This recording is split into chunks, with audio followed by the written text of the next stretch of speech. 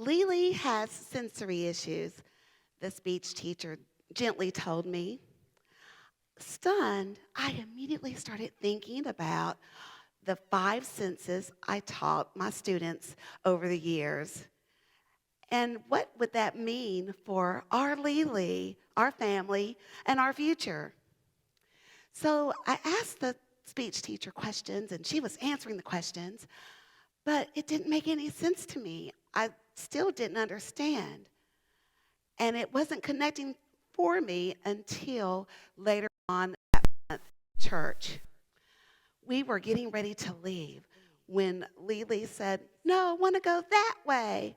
So I was trying to explain to a 3-year-old why my way was better than her way. Lily let down, and so something said, "Jen, look at her way versus your way." So I looked at her way, nothing was there.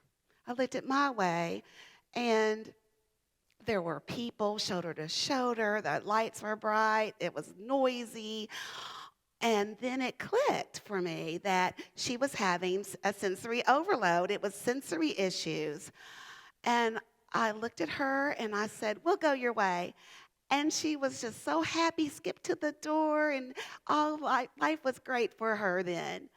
So I decided that I needed to educate myself on sensory issues.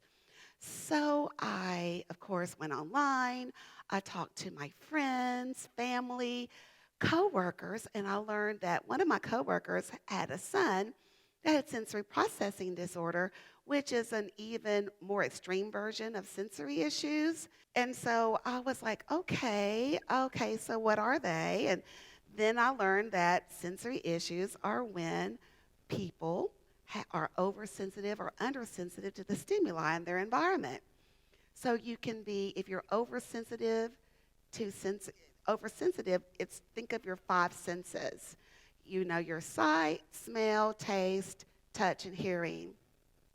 And then we have 3 hidden senses. Of course, we had all 3 of those. So one is proprioception, which has to do with body awareness and muscle memory.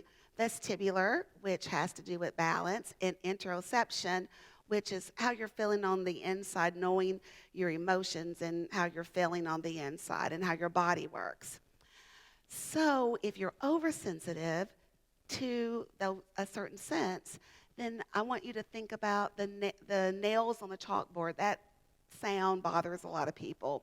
Or the tag in the back of your shirt, or certain foods that you eat that the texture's not quite right, or crowds. All of those have to do with being oversensitive to sensory issues. And when you're oversensitive, we call that avoiders, because those people that are oversensitive are doing everything they can to avoid anything that's displeasurable. And then also, the opposite of that are seekers. And what seekers do, they are undersensitive, so they're seeking that sense. So I'm going to talk about the vestibular sensory issue. Vestibular, remember, is for balance. So if they are undersensitive, they're the ones that are jumping out of the airplanes.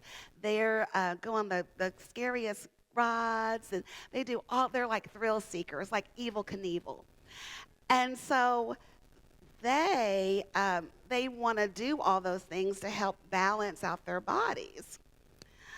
And so once I learned all of this great information, I said, I'm going to use this in my classroom because I want to help my students to know their bodies, themselves better, and then they can become better learners, they can be better friends, and, we'll function so much better. So I included brain gym in my class.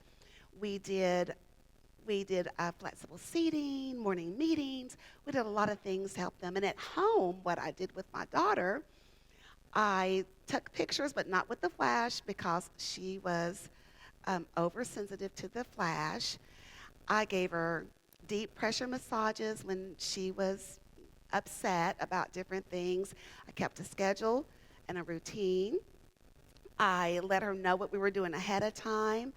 She wore earphones, and I did several other things to help my daughter to adjust to these sensory issues.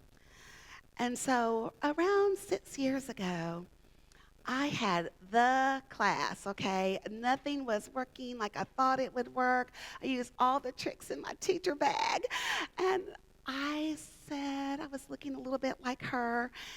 And I was like, I